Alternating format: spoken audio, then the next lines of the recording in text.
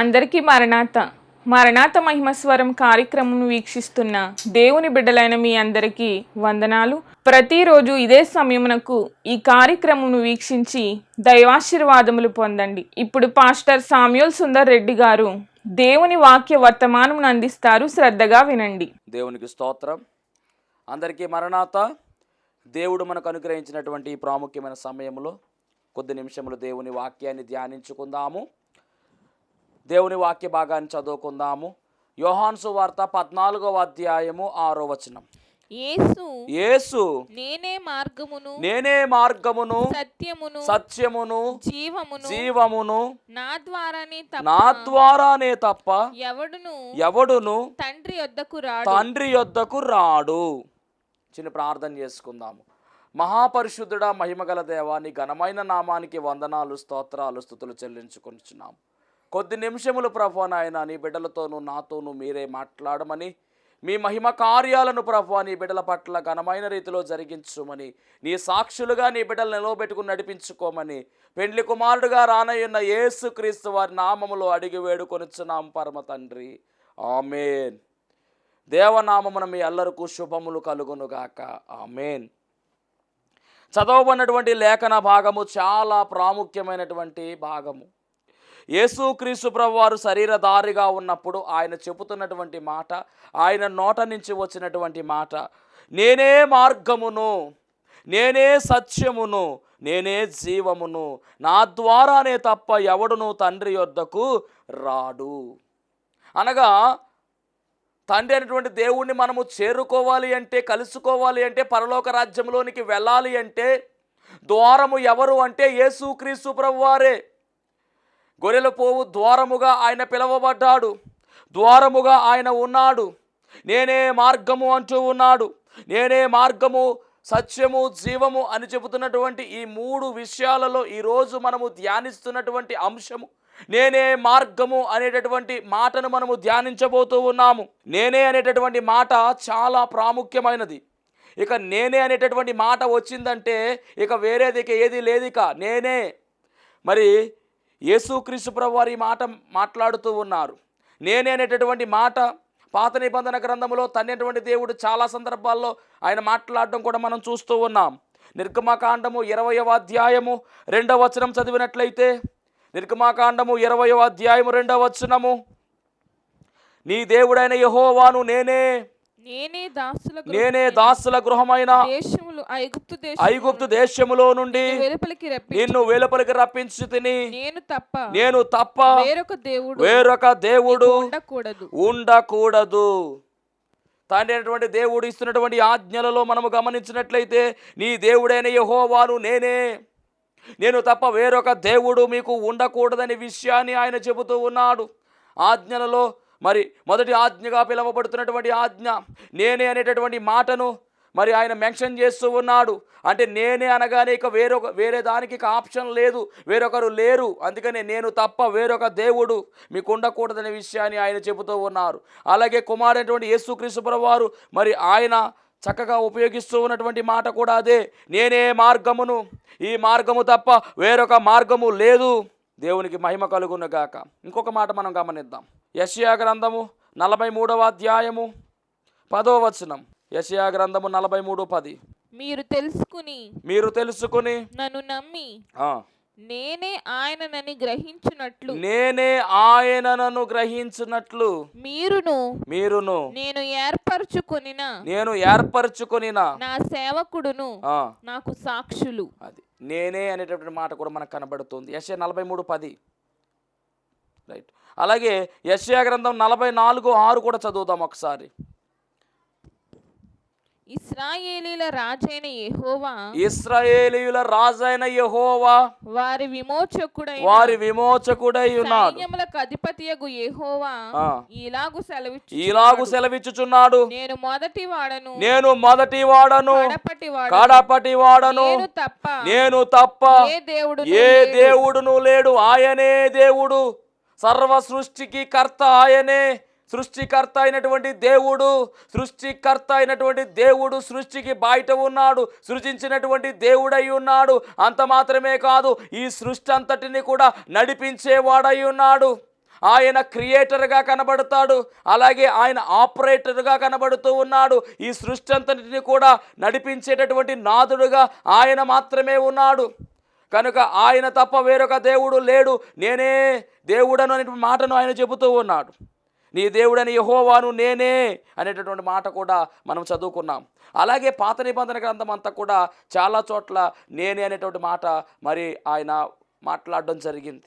మరి నూతన నిబంధన గ్రంథం కోస్తల్లోకి యేసుక్రీస్తు ప్రభువు వారు పదే పదే చెప్పినటువంటి మాటలు మనము యోహాను సువార్తను మనము చూసినట్లయితే ఎక్కువ అక్కడే కనబడుతూ ఉన్నాయి.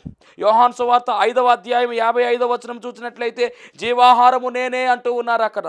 నేను చెప్తాను, జాగ్రత్తగా వినండి.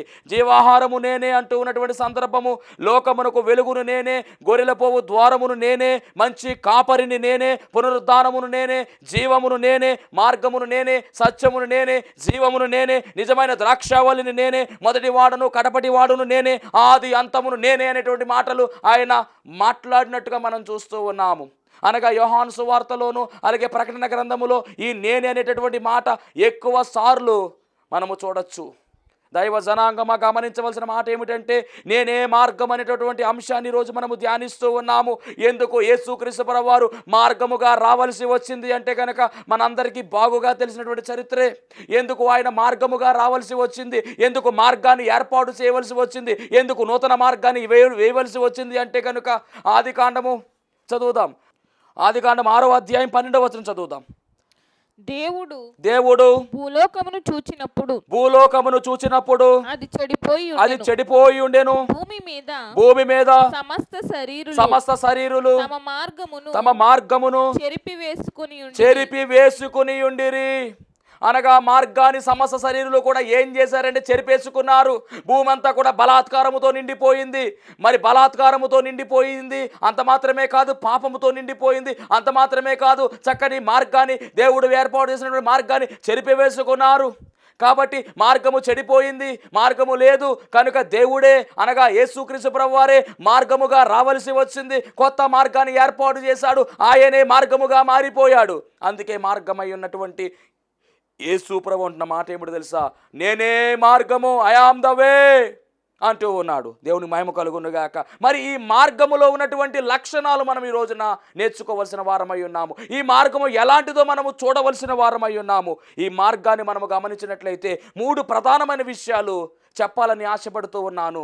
యేసు చెబుతున్నటువంటి మాట నేనే మార్గము అంటున్నాడు యేసుక్రీస్తు ప్రభువారు. అందులో మొట్టమొదటిగా ఈ మార్గము ఎలాంటి మార్గము అంటే నూతన మార్గము, క్రొత్త మార్గము లేదా నూతన మార్గము. ఎందుకంటే మన కొరకు వేయబడినటువంటి నూతన మార్గము. చూద్దాం ఒకసారి. ఎబ్రీ పత్రిక 10వ అధ్యాయము 19వ వచనము. పాత మార్గము కాదు ఇది, నూతన మార్గము. యేసుక్రీస్తు ప్రభువారు ఏర్పాటు చేసినటువంటి మార్గము. సహోదరులారా యేసు మన కొరకు ప్రతిష్ఠించిన మార్గమున అనగా నూతనమైనదియు జీవము గలదియు ఆయన శరీరమును తెర ద్వారా ఏర్పరచబడినదియునైన మార్గమున ఆయన రక్తము వలన పరిశుద్ధ స్థలమునందు ప్రవేశించుటకు మనకు ధైర్యము కలిగెను. చాలండి. మనకు చెప్తున్నటువంటి మాట ఏమిటంటే మన కొరకు యేసుక్రీస్తు ప్రభువారు ప్రతిష్ఠించినటువంటి మార్గమంట, మన కొరకు ఆయనే వేసినటువంటి మార్గమంట. ఈ మార్గాన్ని ఎలా పిలుస్తున్నారంటే నూతనమైన మార్గమంట. అంత మాత్రమే కాదు, జీవము కలిగినటువంటి మార్గము. ఎలా వేశారంటే ఆయన శరీరం అనేటటువంటి తెర ద్వారా ఏర్పరచబడినదైనటువంటి మార్గము. అనగా యేసుక్రీస్తు ప్రభువారు బలి యాగము చేయగా ఆయన బలి అవగా ఏర్పడినటువంటి మార్గము.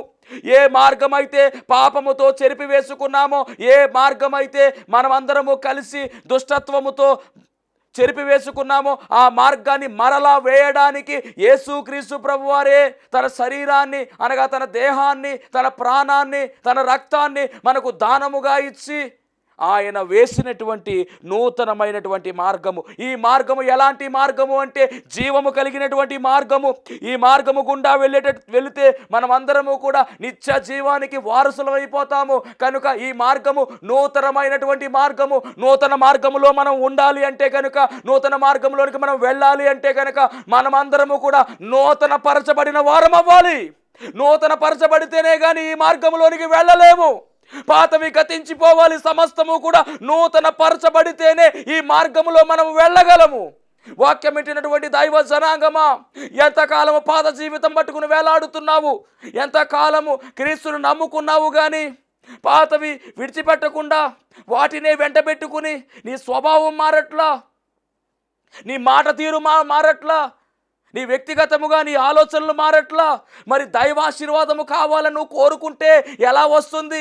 దేవుడు నన్ను ఆశీర్వదించాలని నువ్వు అనుకుంటూ ఉంటే నీ స్వభావం మారకుండా, నీ వ్యక్తిగత పరిస్థితి మారకుండా, దేవునికి దగ్గర కాకుండా మరింత దూరం వెళ్ళిపోతూ ఉంటే నిన్ను ఎవరు ఆశీర్వదిస్తారు? కాబట్టి నూతన మార్గంలోనికి వచ్చినటువంటి నీవు పాతవన్నీ కూడా విడిచిపెట్టేయాలి, పాత జీవితాన్ని విడిచిపెట్టేయాలి. మారు మనసు పొందుకుని పరిపూర్ణముగా యేసుక్రీస్తు ప్రభువారిని హత్తుకుని జీవించే తత్వములోనికి నీవు వచ్చినట్లయితే అప్పుడు నీవు ఖచ్చితముగా నూతన మార్గములో ఉన్నట్లే. నీ జీవితంలో నూతన కార్యాలు చేయబడతాయి, ఆశ్చర్య కార్యాలు జరుగుతాయి, అద్భుతాలు జరుగుతాయి.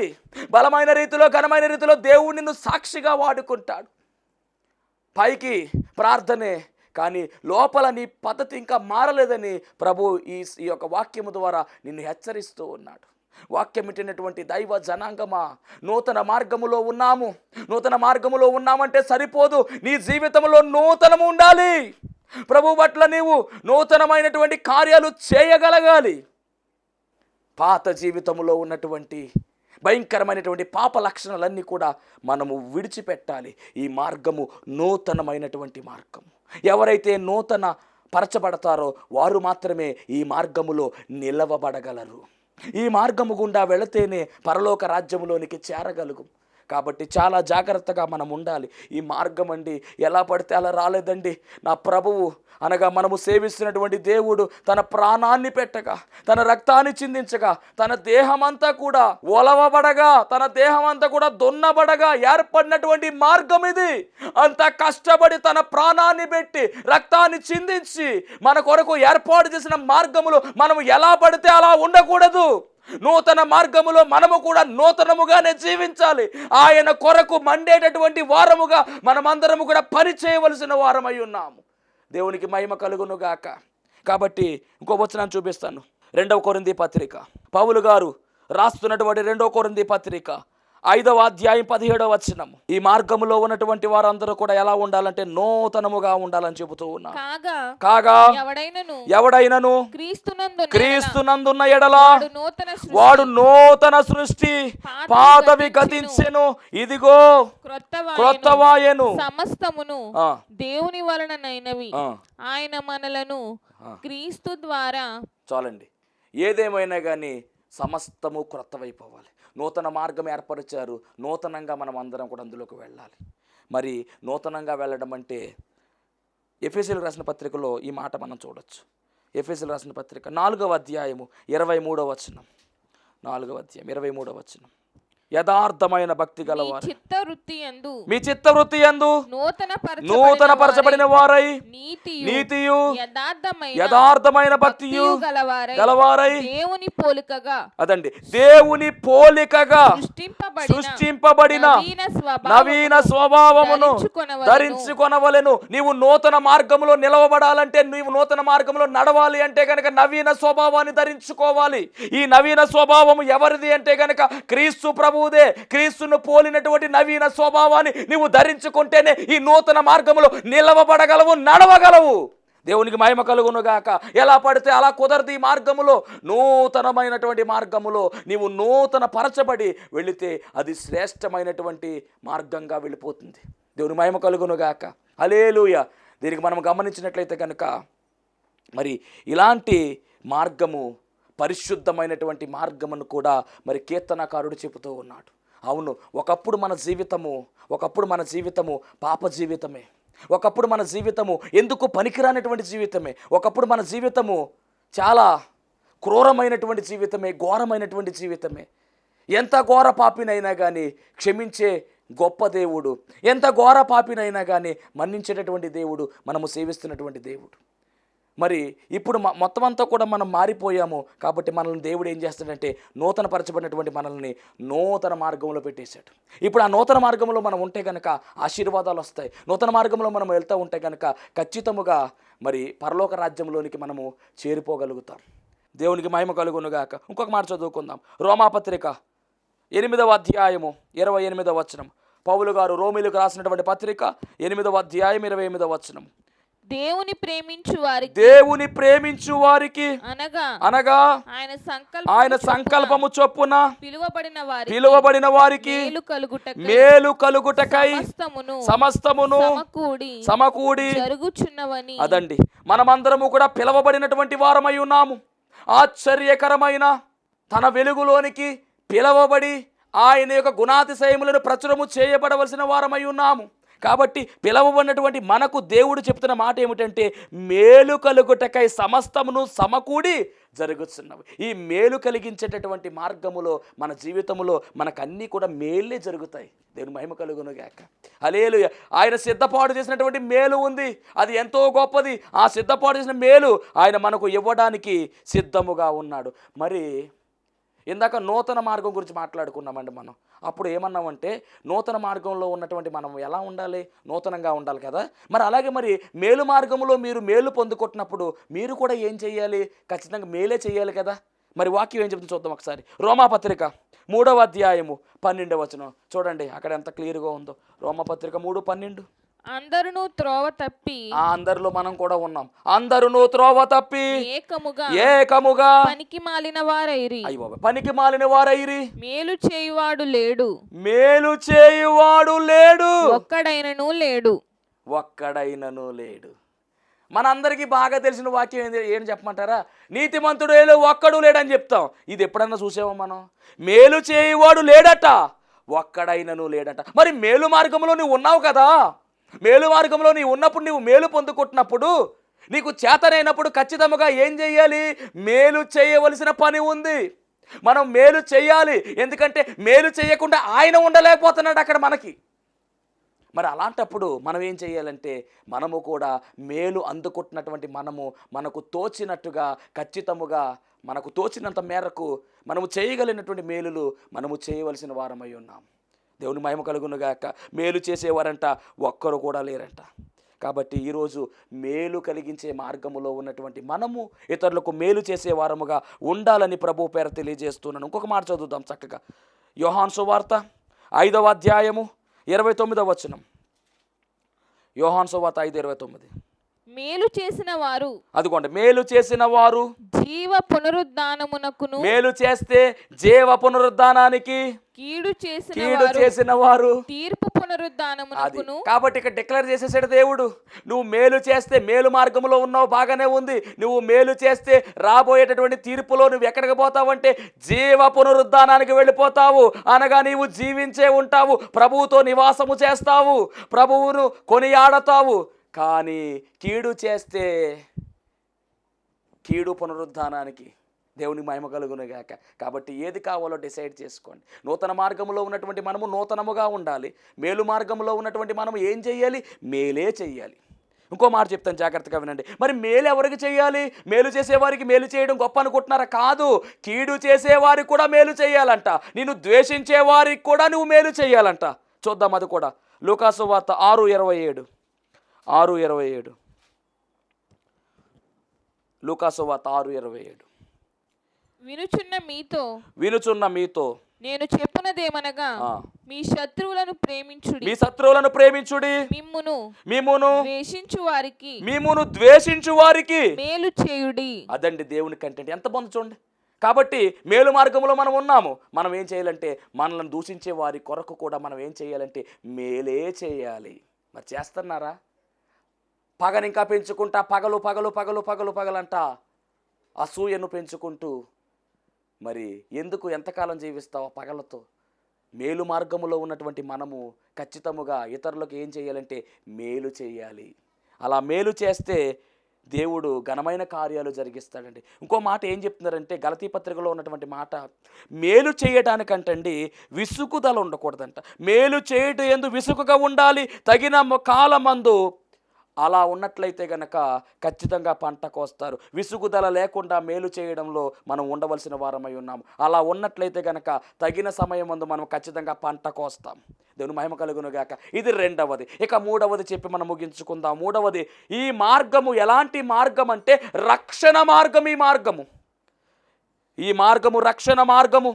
అవును, యేసుక్రీస్తు ప్రభువారి ద్వారానే రక్షణ కార్యము జరుగుతూ ఉంది. రక్షణ యెహోవాది అని కీర్తనల గ్రంథములో మనం చూస్తూ ఉన్నాము. రక్షకుడు ఎవరు అంటే కనుక యేసుక్రీస్తు ప్రభువారే. చూద్దాం ఒకసారి. మొదటి తెస్సలోని పత్రిక, అపోస్తలుడైన పౌలు తెస్సలోనికి రాసినటువంటి మొదటి పత్రిక 5వ అధ్యాయము 9వ వచనము. ఎందుకనగా మన ప్రభువైన యేసుక్రీస్తు ద్వారా రక్షణ పొందుటకే దేవుడు మనలను నియమించెను గాని ఉగ్రత పాలగుటకు నియమించలేదు. అవును, ఈ మార్గము ద్వారా మనకు ఏమి కలుగుతుందంటే రక్షణ కలుగుతూ ఉంది. మన దగ్గరకు పంపబడినటువంటి రక్షణ, యేసు అనగా రక్షకుడు, పాపము నుంచి రక్షించే రక్షకుడు, శాపము నుంచి రక్షించే రక్షకుడు. మరి ఈ మార్గములో ఉంటే మనకు ఏమి కలుగుతుందంటే రక్షణ కలుగుతుంది. 3 ప్రధానమైన విషయాలు దేవుడు మనతో మాట్లాడి ఉన్నారు. నేనే మార్గమని వచ్చాడు ఆయన. ఆ మార్గములో, ఈ మార్గము ఎలాంటి మార్గము అంటే నూతన మార్గము. మరి మనము కూడా నూతనముగా ఉండాలి. రెండో, ఈ మార్గము మేలు కలిగించే మార్గము. మనము కూడా మేలు చేయాలి. మూడవది ఏమిటంటే ఇది రక్షణ ఇచ్చే మార్గము. రక్షణ పొందుకున్నటువంటి మనము అనేక మందిని ఈ మార్గములోనికి నడిపించాలి. అంతా బాగానే ఉందండి. ఈ మార్గము ఎలాంటి మార్గం అంటే ఇరుకైన మార్గము. అయినప్పటికీ మనం భయపడకూడదు. ఇరుకైన మార్గం అయినప్పటికీ కూడా నిత్య జీవానికి తీసుకుని వెళ్ళిపోతుంది. విశాలమైన మార్గాలు ఉన్నాయి, కానీ విశాలమైన మార్గము చివరికి పాతాళములోనికి నడిపిస్తుంది, అనగా నిత్యాగ్ని గుండం నడిపిస్తుంది. కానీ ఈ మార్గము ఇరుకైనప్పటికీ, ఇబ్బంది అయినప్పటికీ, కష్టాలు ఉన్నప్పటికీ, కన్నీళ్ళు ఉన్నప్పటికీ, బాధలు ఉన్నప్పటికీ, ఫైనల్గా మనం అందరము కూడా జీవ పునరుద్ధానంలోనికి వెళ్ళిపోతాం. ఎప్పుడు అంటే గనక యేసు అనేటటువంటి ఈ మార్గములో మనము ఉన్నట్లయితే గనుక. కాబట్టి మరి యేసు అనే మార్గమును మనం వెంబడించవలసిన వారమై ఉన్నాము. ఆయన మార్గములో మనము నడిచి దేవుని యొక్క పరలోక రాజ్యంలోనికి చేరువయ్యే ధన్యత దేవదేవుడు మనందరికీ అనుగ్రహించునుగాక. ఆమేన్. మహోన్నతుడా, నీకు వందనాలు, స్తోత్రాలు, స్తుతులు చెల్లించుకొనుచున్నాం. ప్రాముఖ్యమైన సమయంలో తండ్రి నాయన ఇదిగో మార్గము గురించి మాట్లాడి ఉన్నావు తండ్రి. అవును, నూతన మార్గముగా పిలువబడుతూ ఉంది. మేము కూడా నూతనముగా మార్చబడాలి. మేలు కలిగించే మార్గం అన్నావు తండ్రి. మేము కూడా మేలులు పొందుకుంటున్నాము. మేము కూడా మేలు చేయడానికి మీరు కృప చూపించండి, చేసే ధన్యత దయచేయండి. అలాగే ప్రభువా, రక్షణ మార్గం అంటున్నావు తండ్రి. నీ రక్షణ మేము అందుకుని ఉన్నాం ప్రభువా. ఈ రక్షణ అందరూ కూడా అందుకునే ధన్యతా భాగ్యం ప్రతి ఒక్కరికి దయచేయమని. ఎవరైతే ఇంకను రక్షణ పొందుకోలేదో, ఎవరైతే ఇంకను బాప్తిస్మం అనుభవంలోనికి రాలేదో, వారందరూ కూడా బాప్తిస్మ అనుభవంలోనికి రావడానికి కృప చూపించుమని నాయనా, నీ బిడ్డలు ప్రభువా కన్నీటితో ప్రభువా ప్రార్థన చేస్తూ ఉన్నారు తండ్రి. వారి కష్టాలను, నష్టాలను, అన్నిటిని కూడా తొలగించి వేసి సమాధానము దయచేయమని యేసు నామములో అడుగుచున్నాము పరమ తండ్రి. ఆమేన్. అందరికీ మరణాత. దేవుని నామానికి వందనాలండి, అయ్యారికి వందనాలు. నాకైతే ఫస్ట్ బాబు అండి, షుగర్ తగిలింది. తర్వాత మళ్ళీ 1 ఇయర్ తర్వాత కన్సీవ్ అయింది. పాపకి 2 మంత్స్ వచ్చినాక ఇక్కడ ప్రేయర్ చేయించుకున్నాను. నేను అంశం కూడా రాయించుకున్నాను. అయ్యగారు ప్రార్థన చేశారు. నేను 3rd మంత్లో మళ్ళీ చెకప్ చేయించుకుంటే షుగర్, బీపీ అలాంటివి ఏమి లేవండి. డెలివరీకి కూడా చాలా సీరియస్ అయిందండి. నేను ఆపరేషన్ థియేటర్కి వెళ్ళే ముందు అయ్యగారికి ఫోన్ చేసి నేను ఆపరేషన్ థియేటర్కి వెళ్ళాను. నాకు బాగా ఆపరేషన్ జరిగి బాగా మంచి జరిగిందండి. తర్వాత ఏంటంటే బ్లడ్ ఎక్కించారు. అందుకోసం కూడా పాస్టర్ గారు ప్రార్థన చేశారు. చేసిన తర్వాత మళ్ళీ 3వ రోజునే మళ్ళీ గర్భసంచి ఆపరేషన్ చేస్తారు అని చెప్పారండి. కానీ ఈ అయ్యగారు ప్రార్థన వల్ల, సంఘ బిడ్డలు అందరూ ప్రార్థన చేయడం వల్ల నాకు దేవుడు స్వస్థత కలిగించాడు. ఇంకా మేడం గారు కూడా దేవుని చిత్తమమ్మ, మేమైతే ఏమి చేయలేదు, అంతా దేవుడి దయ అని చెప్పేసి అన్నారు. నేను 3వ రోజున లేచి నడవడం కూడా చాలా ఆశ్చర్యకరంగా ఉందండి. హాస్పిటల్లో నాకు ఈ సంఘానికి వచ్చి అంశం రాయించుకోవడం వల్ల దేవుడు చాలా కృప చేశాడు, మేలు చేశాడండి. ఈ చిన్న సాక్ష్యం దేవుడు దీవించును గాక. దేవునికి మహిమ కలుగును గాక. మరి సిస్టర్ బేబీ విషయంలో చాలా అద్భుతమైనటువంటి సాక్ష్యం ఇది. ఎందుకంటే కనుక మొదట బాబు పుట్టాడు. ఆ బాబు పుట్టినటువంటి సమయంలో షుగర్ తగిలింది. మరలా తర్వాత సంవత్సరం తర్వాత మరలా కుమార్తె కన్సీవ్ అయ్యింది. మరలా షుగర్ వస్తుందే మనిషి టెన్షన్ పడిపోయింది. కానీ దేవుని మహాకృపను బట్టి పాప గర్భాన్ని పడింది మొదలుకొని షాల్లో అంశం పెట్టుకుని ప్రార్థన చేయడం జరిగింది. మొత్తానికి చివరి వరకు కూడా ఫోన్ ద్వారా ప్రార్థన చేయడం, అలాగే షాలకు రావడం, మరి ఆ ప్రార్థన పట్టుతోనే ఈరోజు దేనికోమాత సాక్షి నిలబడ్డాన్ని దేవుడు కృప చూపించాడు. ఎందుకంటే కనుక ఆపరేషన్ చేసే సమయంలో ఆపరేషన్ అయిపోయింది, ఆపరేషన్ అయిపోయిన తర్వాత బ్లీడింగ్ ఆగలేదు, కంటిన్యూ అయిపోతూ ఉంది. మరలా ఆపరేషన్ చేయాలని చెప్పారు. చాలా టెన్షన్ పడ్డారు, బ్లడ్ తక్కువ అయిపోయింది, బ్లడ్ కోసం తిరిగారు, ఎక్కడ దొరకలేదు. అలాంటి కష్ట సమయంలో దేవుడు మరి కృపను చూపించి ఈ షాల యొక్క ప్రార్థన అంతా కూడా దేవుడు అంగీకరించి ఆలకించి మొత్తానికి మరి ఒకసారి ఆపరేషన్ పడకుండా దేవుడు చక్కగా తల్లిని బిడ్డని ఇద్దరిని కూడా క్షేమంగా ఈ సాల్లోకి నడిపించి ఈరోజు మన మధ్యలో సజీవ సాక్షులుగా నిలబెట్టాడు. నా యేసుకే మహిమ కలుగును గాక, ఆమేన్. మరణాత మహిమ స్వరం అనేటటువంటి ఆధ్యాత్మిక టీవీ కార్యక్రమాన్ని వీక్షిస్తున్నటువంటి మీ అందరికీ కూడా నా ప్రత్యేకమైన వందన మరణత తెలియజేస్తూ ఉన్నాను. దేవుడు అనుగ్రహించినటువంటి ఈ కార్యక్రమం ద్వారా మీరందరూ కూడా ఎన్నో మేలులు పొందుకున్నట్టుగా మరి మేము వింటూ ఉన్నాము. అందరూ కూడా ఫోన్ కాల్ చేస్తూ ఉన్నారు. ప్రార్థన అవసరతలో ఉన్న వారందరూ కూడా ఫోన్ చేసి ప్రార్థన చేయించుకుంటున్నారు. చాలా సంతోషము. అందరూ కూడా మేలు పొందుకున్నట్టుగా మరి మీరు తెలియజేస్తున్న సమాచారం బట్టి మేము చాలా సంతోషిస్తూ ఉన్నాము. ఈరోజు ఒక ప్రత్యేకమైనటువంటి అంశాన్ని మీతో మాట్లాడాలని నేను మీ ముందుకు వచ్చి ఉన్నాను. అదేమిటంటే, దేవుడు తన మహాకృపను బట్టి సేవా పిలుపు నాకు ఇచ్చి అన్నిటినీ విడిచిపెట్టి తను రమ్మనడం జరిగింది. మరి ఆయన ఇచ్చినటువంటి పిలుపును అంగీకరించి ఆయన సేవకు నేను వ్యాపారాన్ని గట్ట అన్నీ విడిచిపెట్టి వచ్చాను. ఆ వచ్చినది మొదలుకొని ఈ దినం వరకు చక్కని సేవా పరిచర్యను దేవుడు జరిగించుకుంటూ ఉన్నాడు. చూస్తున్నటువంటి ఈ యొక్క ఈ షెడ్లో మేము ప్రతి శనివారం కూడా స్వస్థత ప్రార్థనలు అనగా శాల కార్యక్రమాన్ని జరిగిస్తూ ఉన్నాము. 1 సంవత్సర కాలం పాటు ఎలాంటి అడ్డు ఆటంకం లేకుండా చక్కని రీతిలో మరి ఈ శాల కార్యక్రమం జరుగుతూ ఉంది. దీని యజమానుడు మరి ఎలాంటి అద్దె కూడా మన నుంచి తీసుకోకుండా మరి ఫ్రీగానే ఈ కార్యక్రమాన్ని జరిగించుకోవడానికి ఆయన ఇచ్చి ఉన్నారు. కానీ ఇప్పుడు ఒక సమస్య వచ్చింది. అదేమిటంటే, కొన్ని కారణాల వల్ల ఈ యొక్క షెడ్ని అమ్మకానికి పెట్టారు. మరి ఈ యొక్క క్లిష్టమైనటువంటి పరిస్థితుల్లో మనము తీసుకుంటే ఈ షెడ్ తీసుకోవాలి, లేకపోతే బయటకు వెళ్ళవలసిన పరిస్థితి వచ్చేసింది.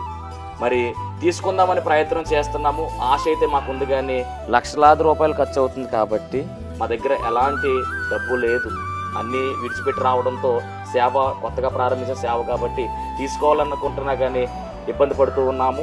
ఇక్కడ ప్రార్థన కంటిన్యూగా జరగాలి అంటే కనుక ఖచ్చితంగా మరి ఈ కార్యక్రమాన్ని వీక్షిస్తున్నటువంటి మీ అందరూ కూడా మీ ప్రోత్సాహాన్ని అందించినట్లయితే ఈ ప్రార్థన ఆగకుండా ఖచ్చితంగా ముందుకు కొనసాగుతుంది. కనుక మరి ఈ కార్యక్రమాన్ని వీక్షిస్తున్నటువంటి మీ అందరూ కూడా ఈ దీన సేవకుని యొక్క సేవను గుర్తించి దయచేసి మీ హృదయాన్ని గనక ఆ దేవుడు ప్రేరేపించినట్లయితే ఖచ్చితముగా మీరందరూ కూడా స్పందించవలసిందిగా, మీ యొక్క చేయూతను మాకు అందించవలసిందిగా ప్రభు పేరు తెలియజేస్తూ ఉన్నాము. మా ఫోన్ నెంబర్లో టీవీ స్క్రీన్ మీద మరి ప్లే అవుతుంది ఫోన్ నెంబరు. ఆ నెంబర్కి ఫోన్ చేయండి, స్వయంగా నేనే మాట్లాడతాను.